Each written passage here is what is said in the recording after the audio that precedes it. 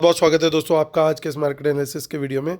चलिए दोस्तों देखते हैं क्या रहा फ्राइडे का डेटा और कल यानी मंडे को किधर जा सकता है बाजार। तो रिटेलर्स गए हैं काफ़ी बुलिश, डीआईएस दिखाई दे रहे हैं मिक्स टू बियरिश, एफआईज भी दिख रहे हैं थोड़े से मिक्स टू बियरिश और प्रोज तो दिख रहे हैं मोस्टली बियरिश। तो चलिए ये था बाय सेल का डेटा फ्राइडे का यानी 3 मई का। तो कल यानी मंडे को किधर जा सकता है बाजार उसके देखने के लिए अब यहाँ पे हमने क्या किया है, उन्हीं नंबर्स को हमने सॉर्ट करके इंस्ट्रूमेंट वाइज रख दिया है। यानी पहले index future, index call, index put, stock future and so on. तो यानी इस कॉलम में बाय सेल का सारा डेटा दिखेगा इंस्ट्रूमेंट वाइज, और इस कॉलम में दिखेगी टोटल पोजीशन क्या थी उससे एक दिन पहले तक, उसमें बाय सेल को एडजस्ट करेंगे। तो अब मंडे तक के लिए टोटल पोजीशन क्या कैरी फॉरवर्ड हुई है वो दिखेगी इस कॉलम में। तो स्टार्ट करेंगे इंडेक्स फ्यूचर से। ये सब Nifty, bank Nifty, fin Nifty और मिड कैप निफ्टी मिक्सड है। नंबर ऑफ लॉट्स यानी नंबर ऑफ कॉन्ट्रैक्ट दिए हुए हैं। रिटेल क्लाइंट, डीआईएस, एफआईज और प्रोज। तो रिटेलर्स ने 63,000 लॉट की बाइंग की है, 1,02,000 लॉट उनके ओवरऑल लॉन्ग हो गए हैं। डीआईएस का तो लगभग वही नंबर है 40,000 शॉर्ट्स के आसपास। 70,000 लॉट्स की 72,000 लॉट्स की सेलिंग आई एफआईज की। 47,000 लॉट उनके अब ओवरऑल शॉर्ट में हो गए, लॉन्ग से वो शॉर्ट में कन्वर्ट हो चुके हैं। 9,500 लॉट की बाइंग करी है प्रोज ने, 15,000 लॉट वो शॉर्ट में आ गए हैं। इंडेक्स कॉल का डेटा देखें तो रिटेलर का बाय है 2,16,000 लॉट्स का, 1,67,000 लॉट ओवरऑल सेल में है उनका। डीआईएस को देखें तो 2,000 लॉट लॉन्ग में है, कॉल्स में 92,000 लॉट सेल की हैं। कॉल्स के एफआईज ने उनके 3,19,000 लॉट अभी भी लॉन्ग में है। 1,24,000 लॉट सेल किए हैं प्रोज ने, उनके 1,54,000 लॉट सेल में है। माफ़ कीजिएगा। इंडेक्स पुट का डेटा देखें तो 3,42,000 लॉट हमारे बब्बर शेयरों ने सेल कर दिए हैं। 12,29,000 लॉट का रिकॉर्ड बन गया है। हालांकि लॉट साइज अब निफ्टी का रिड्यूस हो गया तो उसके चलते भी ये नंबर थोड़ा बढ़ता हुआ दिखाई देता है। 12,000 लॉट की सेलिंग करी है डीआईएस ने, उनके 1,92,000 लॉट पुट लॉन्ग में है। 23,000 लॉट सेट किए सेल किए पुट के। एफआईज ने उनके 6,51,000 लॉट पुट लॉन्ग में है। 3,77,000 लॉट प्रोज ने पुट बाय की है, उनका 3,86,000 लॉट ओवरऑल पुट लॉन्ग है। स्टॉक फ्यूचर से भी थोड़ी ख़राब खबर आ रही है क्योंकि 1,15,000 लॉट की सेलिंग करके गए हैं एफआईज, उनके 3,75,000 लॉट ओवरऑल लॉन्ग में। और रिटेलर ने अच्छी खासी बुलिश पोजीशन बनाई है स्टॉक्स में, 77,000 लॉट स्टॉक फ्यूचर में ऐड किए हैं।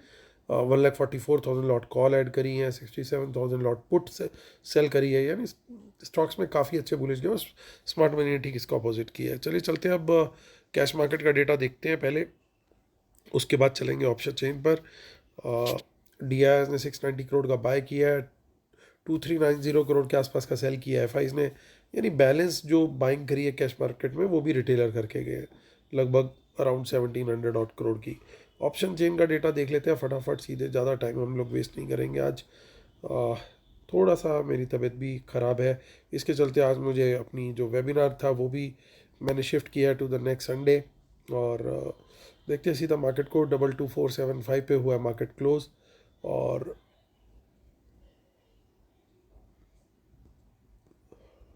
काफ़ी सारी इन द मनी के अंदर कॉल्स दिखाई दे रही है, बट हालांकि जैसा हम देख सकते हैं कि काफ़ी सारी कॉल राइटिंग मोस्टली जो है वो स्मार्ट मनी ने करी है। मैं एक बार दोबारा फटाफट आपको दिखा देता हूँ। देखिए इंडेक्स कॉल का डेटा आप यहाँ पे देखिए तो मोस्टली कॉल की जो सेलिंग हुई है वो हुई है स्मार्ट मनी के द्वारा, यानी प्रोज और एफआईज के द्वारा। तो ये पॉसिबल है कि इन द मनी में जो कॉल्स है वो उन्होंने ही बेची हों, लेकिन कई बार ये लोग ट्रैप भी हो जाते हैं, जैसा कि अभी सिनेरियो दिखता हुआ लग भी रहा है। बाजार के गिरने का जो मेजर एक रीज़न था वो ये था कि मनी कंट्रोल ने कुछ पोस्ट कर दिया था कि इनकम टैक्स में कुछ चेंजेस आने वाले हैं, और उसको लेकर के कैपिटल गेन को भी लेकर के थोड़ा सा टेंशन आ गई थी इन्वेस्टर्स के दिमाग में कि एलटीसीजी भी कहीं 30% ब्रैकेट में ना डाल दिया जाए उठा करके सारे। कुछ इस तरह का रूमर था कि सारे टैक्सेस जो है सारे एसेट क्लास के जो कैपिटल गेन्स वाले हैं पर्टिकुलरली उनको सेम कर दिया जाएगा। तो सेम करने का मतलब तो ये है कि लॉन्ग टर्म कैपिटल गेन भी आप उठा करके 30% कर दोगे। तो वो एक पैनिक टाइप सिचुएशन थी, तो बाज़ार ने अच्छा खासा फॉल देखा। लेकिन मार्केट क्लोज होने के बाद क्लैरिफिकेशन आई फाइनेंस मिनिस्टर की कि ये जो बात है बिल्कुल रूमर है, और मनी कंट्रोल को फिर वो ट्वीट डिलीट भी करना पड़ा अल्टीमेटली, क्योंकि उन्होंने सीधा मनी कंट्रोल को आड़े हाथों लिया कि भाई आप इस तरीके से बिना हमसे कोई कंफर्मेशन लिए बात किए कैसे कुछ भी इस तरह की चीज़ पोस्ट कर सकते हो जो कि बिल्कुल भी ट्रू नहीं है। तो फिर वो उसके बाद हमने देखा कि एसजीएक्स निफ्टी भी जो कि अब गिफ्ट निफ्टी है वो भी काफ़ी बढ़ के शायद 100 पॉइंट से भी ऊपर बंद हुआ है। तो हो सकता है कि जो फॉल आया वो इसी पैनिक के चलते था, और जो स्मार्ट मनी ने अपनी पोजीशन छोड़ी है और वो भी करी है, वो हो सकता है उसको रिकवर करती हुई वापस दिखाई दे। लेकिन अब हमारे को तेज़ी के लिए क्या करना है, 22,500 के ऊपर कोई भी 10 मिनट की बुलिश कैंडल बनती है उसके हाई ब्रेक पर हम तेज़ी का ट्रेड देखेंगे। पहला टारगेट है 22,600, यहाँ पे मोस्ट लाइकली एक रेजिस्टेंस आती हुई दिख सकती है। इसके भी ऊपर निकलता है तो अगेन 10 मिनट कैंडल में हम 22,600 के ऊपर ही 22,700 तक के टारगेट के लिए फिर हम देख सकते हैं। और बाजार अगर एक बार शॉर्ट कवरिंग में आया तो पॉसिबिलिटी है कि वो निकलता चला जा सकता है, शॉर्ट कवरिंग फिर बाइंग को ट्रिगर कर सकती है, क्योंकि क्लैरिफिकेशन जो है वो आ चुकी है क्लियरली कि ये सब चीज़ जो है वो फेक न्यूज़ है और इसमें कोई मटेरियल नहीं है। और देखिए इन द मनी पुट्स कितनी सारी दिखाई दे रही है, तो हो सकता है मॉर्निंग में थोड़ा सा पॉज लेकर के मैं ये चाहूँगा कि बाज़ार अगर खुलता है तो जैसे मान लीजिए गैप अप खुल गया एकदम, तो थोड़ा सा उसके बाद पॉज लेकर के अगर एक ब्रेकआउट देता है तो वो बहुत बढ़िया होगा मार्केट के लिए। यानी अगर वो एक खुलने के बाद ऑब्वियसली एक स्पाइक तो आएगा इनिशियल, बिल्कुल बिल्कुल इनिशियल मिनट्स में होगा, उसके बाद एक स्पाइक दे करके अगर वो ऊपर की तरफ निकलता है, ब्रेकआउट देता है, तो वो उसके ऊपर भी वो चाहे कोई सा भी लेवल हो वहाँ पे भी हमें बाय करना जो है बहुत बढ़िया रहेगा। देखना ये है कि वो ब्रेकडाउन ना आ जाए, वो ऊपर की तरफ ही निकले तो मार्केट के लिए बहुत अच्छा होगा। उसका मीनिंग क्या होगा, उसका मीनिंग ये होगा कि बाज़ार जो खुलना था पहले इनिशियल 2 4 5 मिनट में वो तो एक तेज़ी ले गया, लेकिन उसके बाद जो स्मार्ट मनी की इतनी हैवी पोजीशन थी उन्होंने कहीं ना कहीं बाजार को साइडवेज रख के उस शॉर्ट पोजीशन को चाहे लॉस में कवर किया जैसे भी किया कवर किया और लॉन्ग में भी आ गए। और अगर वो लॉन्ग में आ गए तो क्या होगा, फिर वो ऊपर लेके जाएंगे बाजार, और वो फिर ऊपर लेके जाएंगे तो ब्रेकआउट होता हुआ दिखेगा। तो ये लॉजिक है कि अगर बाजार ऊपर जा रहा होगा तो वो सस्टेन करेगा और वो अच्छा रिटर्न हमें दे सकता है, तो वहाँ पे भी ट्रेड हमें मिस नहीं करना, वहाँ पे हम ट्रेड जो है ज़रूर लेंगे। लेकिन अगर किसी भी वजह से बाजार कल गिरता है, 22,500 के नीचे आता है, वो हो सकता है गॉड फॉरबिड कोई बैड न्यूज़ आ जाए, कुछ भी हो सकता है वर्ल्ड लेवल पे। सो 22,500 के नीचे 10 मिनट बियरिश कैंडल, उसके लो ब्रेक पर हम शॉर्ट करेंगे। टारगेट उसमें हमारा ओपन है बिल्कुल, क्योंकि अगर इतनी कोई बड़ी बैड न्यूज़ आ जाती है जो ओवर पावर कर जाती है इस क्लैरिफिकेशन को भी, तो फिर बाजार का फिर मतलब फिर तो क्या ही बोले। तो फिर 22,500 के नीचे जब तक वो बियरिश कैंडल नहीं बनेगी 10 मिनट टाइम फ्रेम में, तब तक हम शॉर्ट का ट्रेड नहीं देखेंगे। हाँ ये ज़रूर है कम क्वांटिटी में 22,600 से कोई रिजेक्शन मिलती है, 700 से कोई रिजेक्शन मिलती है, इन लेवल्स के आसपास कोई 10 मिनट की बियरिश कैंडल बनती है, उसका लो ब्रेक होता है, तो बहुत कम क्वांटिटी में 15% क्वांटिटी 15% क्वांटिटी में मैं शॉर्ट का ट्रेड वहाँ पे फिर देखूंगा। क्वांटिटी मतलब बिल्कुल ही कम होगी, छोटी, बट ट्रेड लेना है इसलिए लेंगे। सो ये वाली चीज़ है। चलते आगे, लेवल हमारे क्लियर हो चुके हैं। 16 मई की ऑप्शन चेन के अंदर भी कुछ ज़्यादा नहीं दिख रहा है, और आगे देख लेते हैं 30 मई की ऑप्शन चेन, वो भी खाली है, कुछ खास नहीं है। इन द मनी पुट्स कुछ कुछ दिख रही हैं, कुछ में अनवाइंडिंग है, कुछ में कुछ और कहानी है। सो 8 मई की अब हम देख लेते हैं बैंक निफ्टी की ऑप्शन चेन। 48,923 पे मार्केट क्लोज हुआ है। तो यानी देखिए इसमें भी इन द मनी कॉस्ट दिख रही है, और तेज़ी का ट्रेड देखना समझदारी होगी ओनली अब 49,000। जैसे मैंने पहले भी बोला हुआ है वीडियोस में, अगर बिल्कुल सिर के ऊपर कोई बड़ी रेजिस्टेंस खड़ी हो तो उसके पार करने पे ही ट्रेड लेना जो है वो सही है। तो यानी 49,000 के ऊपर एक 10 मिनट टाइम फ्रेम में अगर एक कैंडल बनती है और उसका बुलिश कैंडल बनती है, उसका हाई ब्रेक होता है, तो फिर 49,500 तक का टारगेट भी ईजिली पॉसिबल है। क्योंकि आप देखिए यहाँ पे बीच में कुछ है ही नहीं, बिल्कुल खाली सुनसान घना जंगल दिखाई दे रहा है। ये ज़रूर है 49,400 तक हो सकता है पहला रेजिस्टेंस आ जाए, क्योंकि देखिए यहाँ तक नंबर लगभग घटे घटे हैं, ये थोड़ा सा बड़ा है यहाँ पे, ठीक ठाक डिसेंट नंबर। तो यहाँ पे पॉसिबिलिटी है कि यहाँ तक 49,400 500 की रेंज में एक रेजिस्टेंस आया, और अगर इसके ऊपर भी 10 मिनट की एक बुलिश कैंडल बन गई तो फिर शॉर्ट कवरिंग और ख़तरनाक तरीके से आएगी। इसका मतलब ये कंफर्म हो जाएगा कि ना सिर्फ ये अपने शॉर्ट्स कवर कर रहे हैं, बल्कि अब ये लॉन्ग में भी कन्वर्ट हो चुके हैं, और फिर उसके बाद टारगेट सीधा होगा 50,000 का इंट्राडे इटसेल्फ। तो ये ध्यान रखना है दोनों लेवल्स का। शॉर्ट के लिए भी हम 49,000 के नीचे कोई भी बियरिश कैंडल बनती है 10 मिनट टाइम फ्रेम में, तो शॉर्ट का ट्रेड लेंगे 48,500 तक का टारगेट, तो फिर इसीलिए आ सकता है वो। ऑब्वियसली जैसे मैंने बोला, वो वर्ल्ड मार्केट के मूड के ऊपर थोड़ा सा वहाँ पे डिपेंड करेगा। आगे की ऑप्शन चेन के अंदर ज़्यादा कुछ डेटा नहीं दिखाई दे रहा है, और 29 मई को भी हम देख लेते हैं। सो 29 में भी खाली है, तो हम चलते हैं फिन निफ्टी की तरफ। लास्ट में देखेंगे मिड कैप निफ्टी। 7 मई की एक्सपायरी है फिन निफ्टी की, 21797 पे मार्केट क्लोज हुआ है। और देखिए तो यहाँ पे समझदारी रहेगी 21,800 के ऊपर ही तेज़ी करना, बड़ी रेजिस्टेंस है, बड़ा चेंज इन हुआ है, टारगेट 21,900 का पहला दिख रहा है, इसके ऊपर भी वही 10 मिनट की कैंडल बनती है तो 22,000 तक का भी टारगेट आ सकता है। 21,800 के नीचे ही शॉर्ट का ट्रेड देखेंगे, और 10 मिनट की एक बियरिश कैंडल बनी तो पहला टारगेट हमारा 700 और फिर 600 के टारगेट दिखाई दे रहा है, क्योंकि यहाँ पे दोनों ही जगह कोई मेजर सपोर्ट नहीं है। ये सपोर्ट भी आने वाले दिन में थोड़ी सी वीक हो सकती है अगर नीचे की तरफ बाजार कल निकला किसी वजह से तो ये ध्यान रखना है। मिड कैप निफ्टी को देख लेते हैं हम, बैंक निफ्टी नहीं, मिड कैप निफ्टी देखना है, जिसकी एक्सपायरी है कल ही, यानी 6 मई, और 11062 पे मार्केट हुआ है क्लोज। और यहाँ पे देखिए जो मेजर इशू है वो 11,100 का है, इसके ऊपर निकलेगा तो एक थोड़ा अच्छा मूव आ सकता है, लेकिन हर 50 पॉइंट के ऊपर अच्छी डिसेंट राइटिंग है, इसलिए कंट्रोल्ड मिड कैप निफ्टी का मूव रह सकता है। यानी लार्ज कैप में ज़्यादा चांसेस है मूव के, मिड कैप थोड़ा सा हो सकता है स्लो रहे। मिड कैप निफ्टी जो फटेगा वो फटेगा 11,150 के ऊपर, और माफ़ कीजिएगा 11,200 के ऊपर, 11,200 तक। तो ये है कि कभी जब भी जाएगा तो थोड़ा सा वहाँ पे इशू है, बड़ी बड़ी रेजिस्टेंसेस बनी हुई हैं।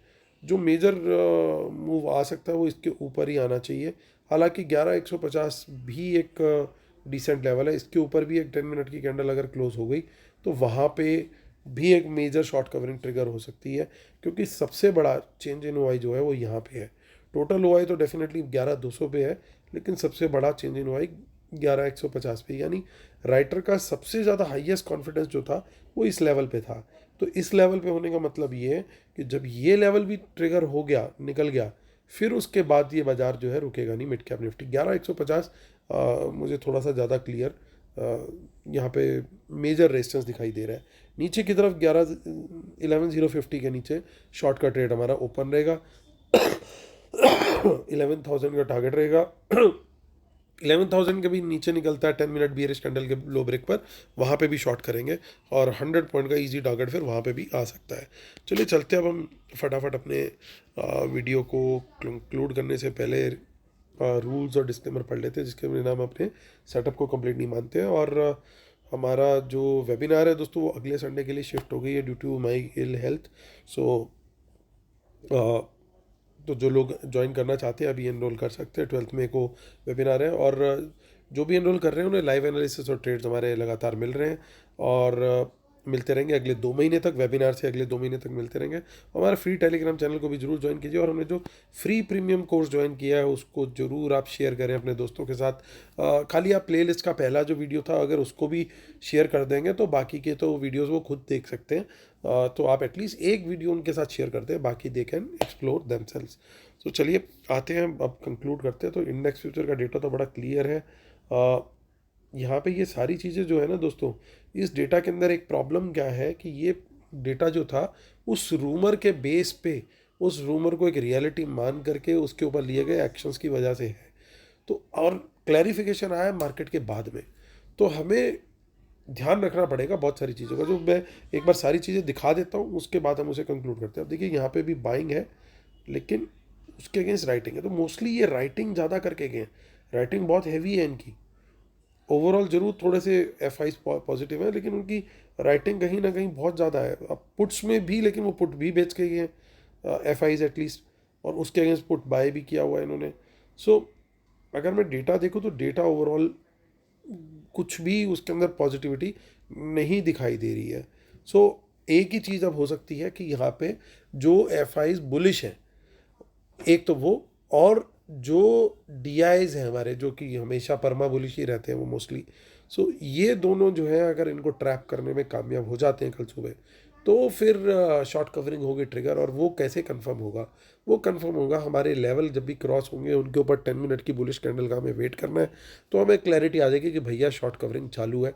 वहाँ पे हमें दबा करके अपनी भी बाइंग करते हुए ही चलना है, क्योंकि सिंपल सी बात है, जिस न्यूज़ पे गिरा था उसी न्यूज़ पे खड़ा होना चाहिए। हालांकि ये चीज़ बजाज फाइनेंस के टाइम पे भी हमने बोली थी, खुला तो ऊपर, लेकिन खुलने के बाद जो चार्ट बनाया था वैसे ही चार्ट भी बन गया था उसका, कि अच्छा ऊपर खुल करके पहले 2-3 मिनट ऊपर गया और उसके बाद फिर नीचे नीचे नीचे आ गया।